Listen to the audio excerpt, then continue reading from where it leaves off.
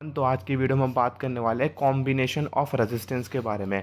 इस वीडियो के अंदर सिर्फ और सिर्फ सीरीज़ कॉम्बिनेशन के बारे में पढ़ेंगे। जो हमारी नेक्स्ट वीडियो आएगी उसके अंदर हम पैरेलल कॉम्बिनेशन के बारे में पढ़ेंगे। आओ बात करते हैं सीरीज़ कॉम्बिनेशन क्या है।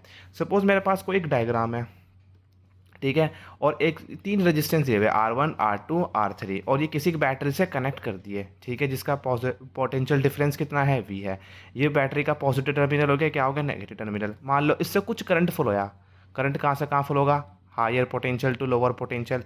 और यहाँ सपोज यहाँ भी करंट कितना गया I, और जब यहाँ करंट पहुँच रहा था देखो, तो करंट ऐसे चला गया इधर की तरफ, ठीक है, यहाँ भी I गया। मतलब करंट कहीं हो डिस्ट्रीब्यूट नहीं होया, वो सिर्फ और सिर्फ इस वाली ब्रांच में चला गया, R1 में चला गया, R2 में चला गया और R3 में। और जैसे यहाँ से आया और कहीं भी डिस्ट्रीब्यूट नहीं होया, फिर वापस से नीचे की तरफ आ गया। मतलब मैं बोल सकता हूँ कि करंट कहीं भी डिस्ट्रीब्यूट नहीं हो रहा, जो तुम्हारा करंट है वो डिस्ट्रीब्यूट नहीं हो रहा है, डिस्ट्रीब्यूट नहीं हो रहा यानी डिवाइड नहीं हो रहा है। मतलब जो करंट यहाँ था आई था, और वही करंट तुम्हारा बेसिकली यहाँ ही था, करंट यहाँ पर, और ये वही R2 में था और वही तुम्हारा R3 में था। मतलब करंट कहीं डिस्ट्रीब्यूट नहीं होया, और करंट अगर डिस्ट्रीब्यूट नहीं हो रहा तो अपन कौन सा बोलेंगे इसे, कॉम्बिनेशन, इस सीरीज कॉम्बिनेशन। तो ये कौन सा कॉम्बिनेशन हो जाएगा, सीरीज कॉम्बिनेशन हो जाएगा, ठीक है। नाउ कुछ पॉइंट बात करते हैं इसके अंदर कि सीरीज कॉम्बिनेशन के अंदर करंट रिमेन सेम। अभी हमने बोला कि करंट डिस्ट्रीब्यूट नहीं हो रहा था, डिवाइड नहीं हो रहा था, तो मतलब क्या है, करंट सेम होगा। लेकिन वोल्टेज जो है या पोटेंशियल डिफरेंस वो बदलेगी। फॉर एग्जांपल आपने यहाँ से देखा, यहाँ पर पोटेंशियल डिफरेंस सपोज V1 है और यहाँ पर V2 है और यहाँ V3, और इसके अक्रॉस टोटल पोटेंशियल डिफरेंस या V नेट वो कितना है, तुम्हारे पास V है, ठीक है। अगर मैं इस पूरे सर्किट को एक छोटे से सर्किट में बनाऊं, मान लो सपोज R1 R2 R3, इसको कुछ ना कुछ जोड़ के वगैरह करके यहाँ आपके पास R इक्विवेलेंट आ गया होगा, ठीक है। अब हम इसका फॉर्मूला ड्राई करना चाहेंगे कि R इक्विवेलेंट ये जो है किसके इक्वल होगा, ठीक है। अब बताओ, हमने ओम्स लॉ पढ़ा है, ओम्स लॉ क्या कहता है, बाई ओम्स लॉ हम क्या बोल सकते हैं, हम ये बोल सकते हैं कि जो पोटेंशियल डिफरेंस होगा वो किसके इक्वल होगा, V is equals to I R. तो बताओ ये नेट पोटेंशियल डिफरेंस क्या है तुम्हारी, V, ये तुम्हारी क्या है V नेट, और ये क्या हो गई V is equals to I are.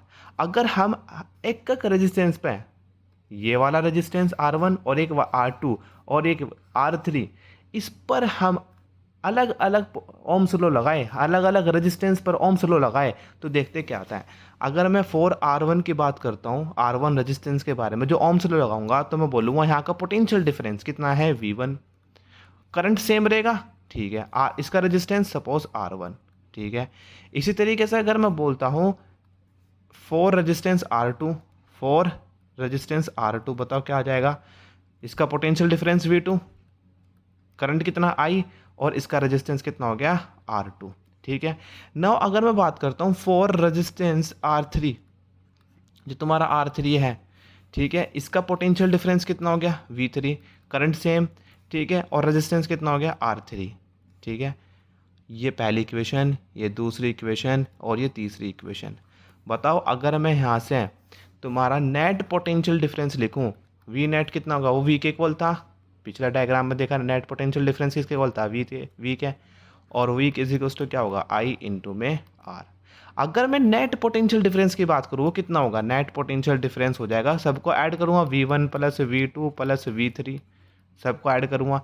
बताओ नेट तो कितना है मेरे पास, I इंटू में R, और V1 यहाँ देखो V1 कितना आ रहा है, IR1, ठीक है, तो कितना आ गया IR1, और V2 देखो V2 IR2। इसी तरीके से V3 कितना आ गया IR3, तो V2 कितना आ गया IR2, V3 कितना आ गया IR3।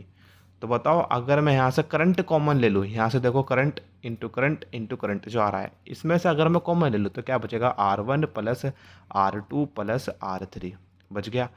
अब इस करंट से करंट गया, ठीक है, तो R बराबर कितना आ गया, R1 plus R2 plus R3, ठीक है।